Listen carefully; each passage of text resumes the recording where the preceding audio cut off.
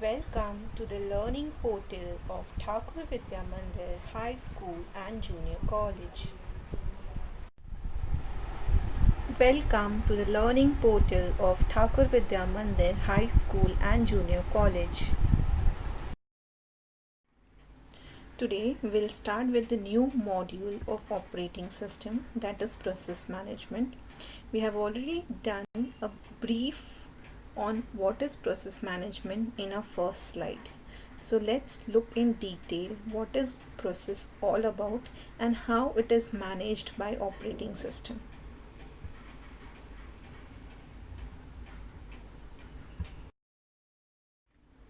The topic to be covered in today's video lecture is what is process, what is degree of multiprogramming, context switching, process cycle and its state, objective of process scheduling, scheduling philosophies, priority of a process, multitasking, and time sharing system.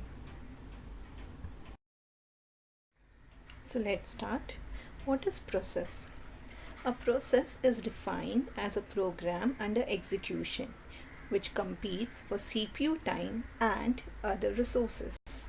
So basically, when program gets divided into multiple tasks and sent to CPU for execution, it becomes a process.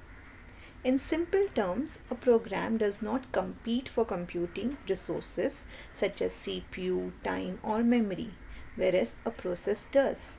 A program may be present on paper and reside on disk. It may be compiled or tested, but it still does not compete for the computing resources.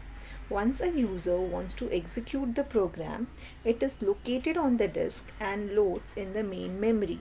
At that time, it becomes a process because it then competes for CPU time and resources.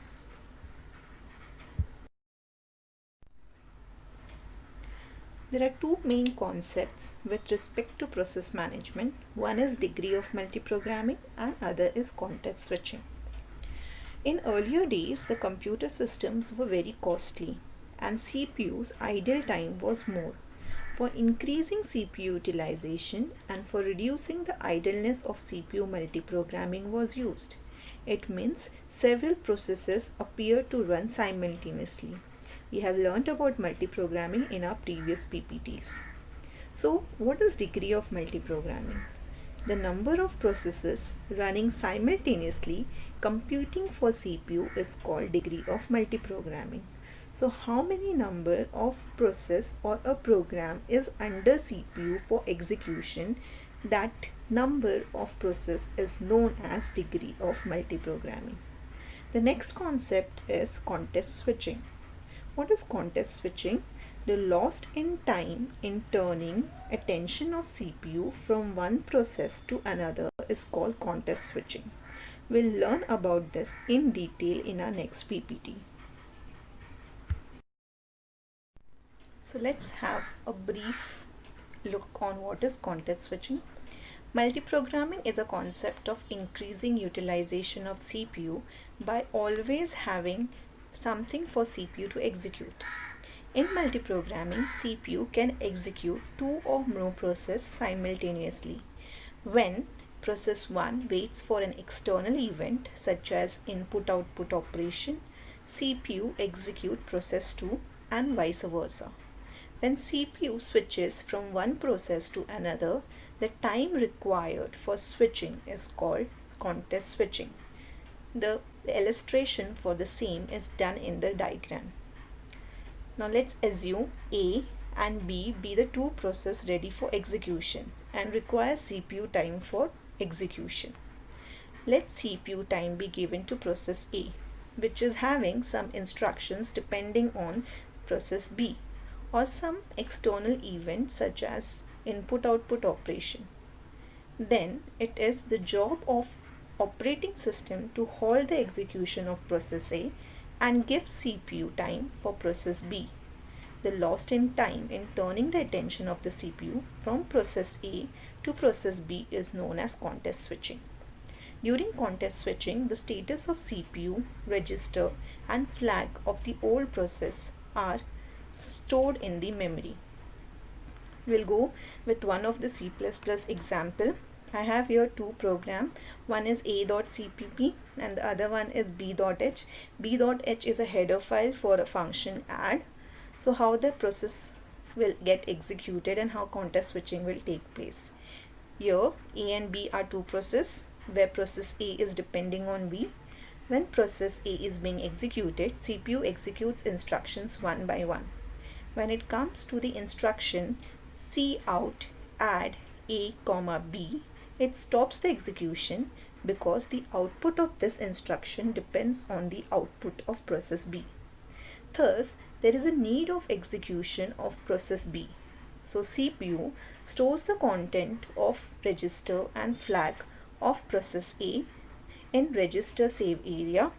It then loads process B in the memory. The time required for this is known as context switching. The CPU then executes process B and output is given to process A. So again, there is a switching from process B to process A. An execution of process A restarts from the instruction from where it was halted. The next topic is process cycle and state. We have already learned in our previous PPT about what is process management and what are the system calls for that process management. So we have learned about making a new process, resuming a process, suspending a process, and so on. Now this entire thing takes place in a cycle which is called process cycle, and how it is operated we'll learn with the help of the given diagram.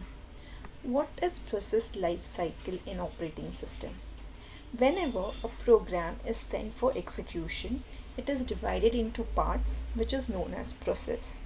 This process resides in the CPU memory. So whenever it comes for the execution, there are different states through which a process goes through. What are those states? New state, ready state, running state, waiting or block state, and terminated state. Now, the queue is maintained in a new state, wherein a process is submitted to the CPU for execution but still not executing because it is waiting for the assignment of the resources required by that particular process for execution. The resources can be anything. It can be a memory, it can be input output device or operation XYZ. So once this particular resources is assigned to that particular process or the new process in a queue, the process will be moved from new state to the next state, that is ready state. Now what is ready state? Ready state is wherein CPU is taking the process, it has the resources, but still it is not giving time for execution. So basically, again in ready state, process is waiting for its execution to take place. So resources are assigned but execution is not taking place because CPU is running some other process at that time. Once CPU pay attention to that particular process in a ready state, the process will be loaded into the next state which is known as running state. Here actually the execution of the process takes place. Now process is getting executed, but there may arise a condition wherein a higher priority process which is of more importance come into picture. So that time CPU will suspend the running process, it will block it, and it will send that particular process into a waiting or block state, and it will load the higher priority process for execution. Now when CPU is sending the process in a block state, it removes all the resources from that particular process. So again the process is not having any resource in a block state, but it will wait for CPU to resume the process again. Now if I say the process is in block state, it will be directly going in a running state or it will go in a ready state. If the process execution gets completed fast, and the resources which are there with the waiting process is assigned to it. It can be directly taken into the running state, or it will go to the ready state first, and there will be assignment of resources, and then again it will be resumed by the CPU in the running state. Once the entire process execution is completed, it goes to the last state, that is termination state or end state. The life cycle of the process starts from the new state and it ends to the termination state. Now, the time required from the new state till the terminated state to entirely execute one process is known as turnaround time. We'll learn more on detail about these states in the next PPT. Let's learn the definition of process states. In order to manage switching between processes, operating system defines three basic process states. The first one is running state. There is only one process which is executed by the CPU at any given movement. This process is called as running process. In multiprocessor system with multiple CPU, there are many running processes at a given moment. The operating system keeps track of all of them. The next state is ready state. The process which is not waiting for an external event such as input-output operation, but which is not running, is said to be in ready state. Actually, a process in running state could have been running, but the fact that there is only one CPU which is executing some other process while the process is waiting for CPU attention towards it. The last state is block state. When a process is waiting for an external event such as input-output operation, the process is said to be in block state. The major difference between block and ready process is that a block process cannot be directly scheduled even if CPU is free, whereas a ready process can be scheduled if the CPU is free. Moving on to the next topic of process management, that is process scheduling and its objectives.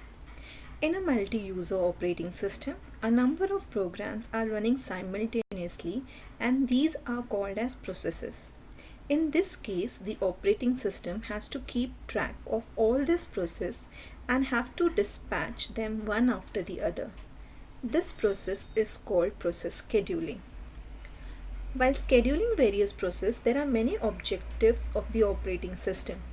Some of these objectives conflict with each other. Therefore, OS designers have to choose a set of objectives to be achieved. Some of these objectives are listed here. Fairness. What is fairness? Fairness refers to being fair to every user in terms of CPU time. So CPU time has to be equally distributed among the users who are using the operating system at that time. Next one is throughput or good throughput. Throughput refers to the total productive work done by all the user put together. So it has to be good. Third is CPU utilization. It is the fraction of time that CPU is busy. So again it has to be high. Next one is turnaround time. It is the time elapsed between the time a program or a job is submitted, that is it is a new state, and the time when it is completed, that is it get terminated. So the entire time, as I told in the process cycle, the entire time taken by the process to complete its execution is known as turnaround time. So turnaround time has to be low. Next is waiting time. Waiting time is a time a job spends waiting in the queue of the newly admitted process. So that is the first state of the process where it is waiting for the operating system to allocate resources to it before commencing its execution. Again, the waiting time has to be low for the efficiency. Next is response time. Response time is a time slice for responding to the question or an event. It depends on the degree of multiprogramming.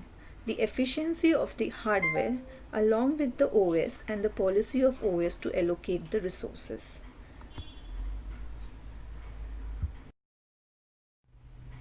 So let's see some of the definitions in case of process scheduling. First is turnaround time. It is the time elapsed between a time a program or a job is submitted and the time when it is completed. Next is waiting time. Waiting time is a time a job spends waiting in the queue of newly admitted process for the operating system to allocate resources to it before commencing its execution. Next one is event response time. In real time system, event response time is the time to respond with an event. Like if I click a mouse or if I move a file pointer, so how quickly that particular event takes place on the computer. The next is terminal response time. In a time sharing system, terminal response time is the time to respond with an answer or result to a question, and it depends on the degree of multiprogramming, the efficiency of the hardware, and the policy of OS to allocate resources. Now let's focus on philosophies of scheduling, or you can say how the process is getting executed or how process is considered for execution by the CPU. There are basically two scheduling philosophy depending upon the need. The operating system designers have to select one of them for the CPU. One is preemptive philosophy and the second one is non-preemptive philosophy. What is preemptive philosophy? This philosophy allows a higher priority process to replace a currently running process even if its time slice is not over or it has not requested for any external operation. This requires context switching more frequently. It is suited for online real-time processing where interactive users and high priority processes require immediate action. Due to preemptive philosophy, there is an increase in the fairness of the system, but due to this, it also leads to decrease in throughput, that is the total number of productivity gets decreased. So we follow the another one, that is non-preemptive philosophy. In a non-preemptive philosophy, a running process retains the control of the CPU and all the allocated resources until it surrenders control to the operating system on its own wish. This means that even a higher priority process enters the system, the running process cannot be forced to give up control. However, if the running process is blocked due to some external request, another process can be scheduled. It is not suited for real-time system where high priority events requires an immediate action. Non-preemptive philosophy increases the throughput of the system but decreases the fairness of the CPU.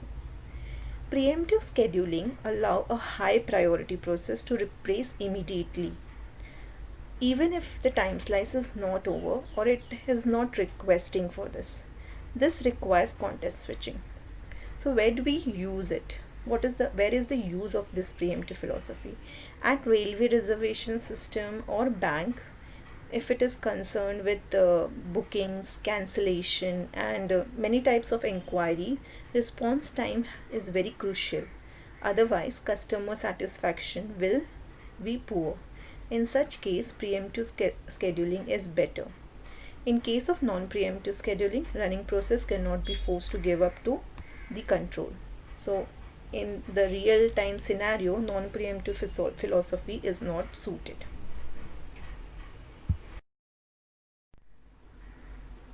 The other topic of process management is process priority. The concept of arranging ready process in a queue so that they can be dispatched one after the other for execution depend on some policy which is known as priority. There are 4 different priorities which we use for the scheduling of the processes. That is internal priority, external priority, time slice, and purchase priority. We'll learn each in detail.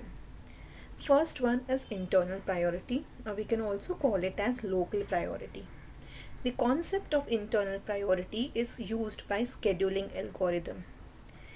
They are based on calculation of the current state of the process.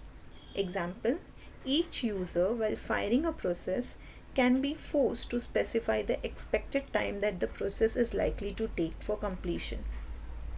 The operating system can then set internal priority, which is like example can be shortest job first or first in first out process.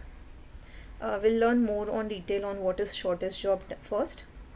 Shortest job first is whichever process is smaller in size or which requires less time for execution will be considered first by the CPU for execution, so that only a little extra cost to large job. Many short jobs will get completed. These have two advantages. If short jobs are finished faster, the number of processes competing for CPU will be decreased. And second, the number of satisfied user will increase. But however, if a stream of short job keeps coming on, and important large jobs may suffer due to it, and it will go into a postpone of that job. To avoid this, set a higher external priority to important large jobs. What is first in first out? Whichever jobs comes in first will be executed first. So basically most of the time in internal priority we go in mismatch of different algorithms. The second is external priority, which we also call it as global priority. An external priority is specified by the user externally, generally at the time of initiating the process. In many cases, the operating system allows user to change its priority externally even during its execution. If the user does not specify any external priority at all, operating system assumes the certain priority called the default priority. But when an urgent job needs to be done, the system manager permits the process to be created with a higher priority. The next example of priority is purchase priority. This priority is used in data center situation where each user pays for the time used. Higher priority process are charged at higher rate to prevent each user for firing his job at a highest priority. This is known as a scheme of a purchase priority.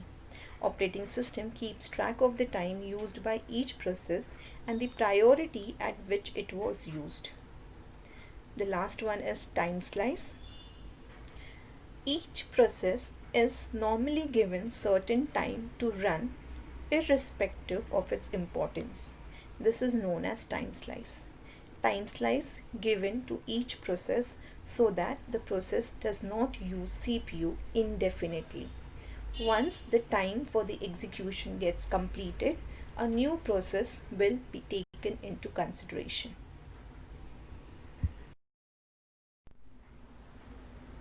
The last topic, which depends on process management, is multitasking and time sharing.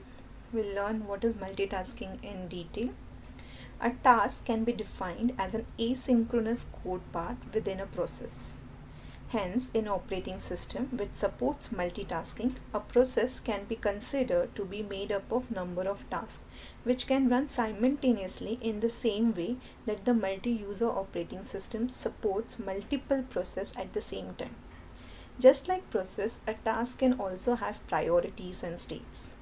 A task can be in ready, running or block states, and accordingly task control block, that is TCB, are linked together. When the operating system schedules a process with multiple tasks and allocates time slice to it, the following things happen. First, the operating system selects the higher priority ready task within that process and schedule it. Second, at any time if the process time slice is over, the operating system turns the process as well as currently running task into ready state from running state.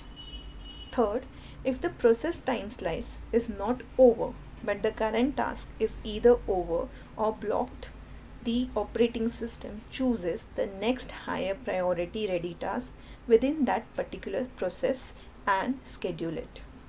Fourth, if there is no other ready task within the process, only then OS turns that process to block state. Multitasking operating system provides inter-task communication and task synchronization for communication between different tasks. For example, as you can see, task 0 is reading a process and task 1 is writing a process. So there are two tasks defined within the same process. They run concurrently within the same process if synchronized properly. If task 0 is blocked, instead of blocking entire process, the operating system will find out whether task 1 can be scheduled. When both the tasks are blocked, only then entire process is blocked. Again, if one task is ready, the process can be moved to ready list and then reschedule. So what are the advantages of having a multitasking operating system? Multitasking operating system allow programmers flexibility and also improve CPU utilization. When various tasks are defined in a process, then the process would be blocked only if the tasks in that particular process are blocked. Again, if any task becomes ready, the process can be moved to ready list from the block list. By adding task level, context switching at various process level can be reduced. Multitasking is less time consuming and it reduces the turnaround time. Time sharing system. In computing, time sharing is the sharing of computer resources among users by means of multiprogramming and multitasking. Time sharing is a technique which enables many people located at various terminals to use a particular computer system at same time. Time sharing or multitasking is a logical extension of multiprogramming. Processor's time, which is shared among multiple users simultaneously, is termed as time sharing. The main difference between multiprogramming, batch system and time sharing system is that in case of multiprogramming system, objective is to maximize processor use, whereas here the objective is to minimize response time. Multiple jobs are executed by the CPU by switching between them, but the switches occur so frequently, thus the user can receive an immediate response. For example, in a transaction processing, processor execute each user program in short burst or quantum of computation. That is, if n users are present, each user can get time in a quantum seconds. When the user submits the command, the response time is in few seconds at most. Operating system uses CPU scheduling and multiprogramming to provide each user with a small portion of time. Computer systems that were designed primarily for this has been modified, or for batch processing is modified into time sharing system. The advantages of using this system is it provides advantage of quick response, it avoids duplication of softwares, and it reduces the CPU idle time. The disadvantages is problem of reliability, question of security and integrity of user program and data, and there is a problem if there is a data communication. Before signing off for today's class, let's have a look on the board question. What is process? Define context switching and degree of multiprogramming. Explain context switching at process level in multiprogramming system with example. Explain running, ready and blocked process states in process management, or discuss various process states. What is process scheduling? Explain scheduling objectives. Explain following terms in case of process scheduling: turnaround time, waiting time, terminal time, and event response time. What are preemptive and non preemptive philosophies of scheduling? With reference to process management, explain the following terms: external priority, internal priority, purchase priority, and time slice. What is multitasking? Explain in brief. Explain multi user and time sharing operating system. Thank you. Love and peace from TVM family.